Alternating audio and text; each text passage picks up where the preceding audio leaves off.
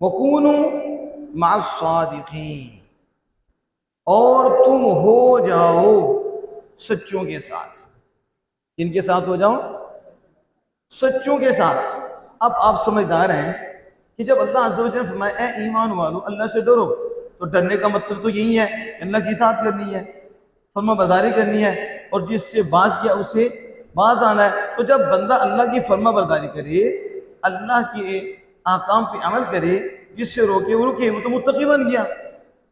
تو جب وہ متقی بن گیا، اب بھی اسے کسی کی ضرورت ہے، اب بھی اسے کسی کے بعد بیٹھنا چاہیے، اب بھی کسی کی سنگت اختیار کرنی چاہیے، اب بھی اسی کو کسی کے ساتھ رہنا چاہیے، اب بھی اس کو کسی کے ساتھ تعلق رکھنا چاہیے، اب بھی اس کو کوئی نسبت چاہیے۔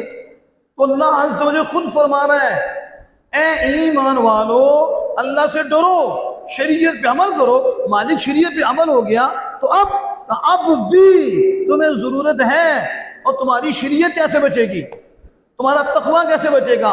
یہاں تو شیطان ہے، شیطان کے تو چیلے ہیں، شیطان کے تو یار ہیں۔ کہیں تمہیں بخار آ جائے، کہیں تمہیں تکبر آ جائے، میں تو بڑا نمازی ہوں، میں تو بڑا پرہیزگار ہوں، میں تو بڑا دین کا کام کیا ہے، میں تو وہ ہوں، تیری عبادت جاتی رہے، تیرا تقوی جاتا رہے، حتیٰ کہ تیرا ایمان چلا جائے، تجھے تکبر کا بخار نہ آ جائے، تمہیں ریاکاری نہ آ جائے، دکھلاوا نہ آ جائے، احسان جتلانا نہ آ جائے، کیونکہ دشمن بہت بڑا ہے تیرے پیچھے، وہ ہے شیطان۔ اب تو نے تقوی حاصل کیا ہے، تیرے پاس دولت آ گئی ہے، تیرے پاس مقام آیا ہے، شیطان تو نہیں چاہے گا کہ یہ برقرار رہے، یہ موجود رہے، وہ تو چاہے گا یہ ختم ہو جائے، یہ تباہ ہو جائے، کیونکہ وہ ہمارا دشمن ہے، وہ بڑا سخت ہمارا دشمن ہے۔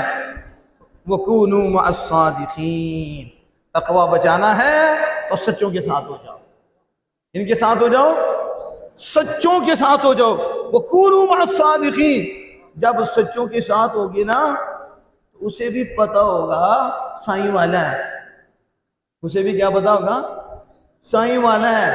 اٹھر والی گاڑی جاندی ہوئی ہے نا، اٹھر والی تے پیچھے جنی بھی ہوندی ہے نا چور سائڈاں تے ہو جاندے نے، وہ کہتے ہیں نا اٹھر والی گاڑی پیچھے لگے دے نہیں، محکمے دی گاڑی کے پیچھے لگے ہوئے ہیں، اس لیے چور ہاتھ نہیں ڈالتے۔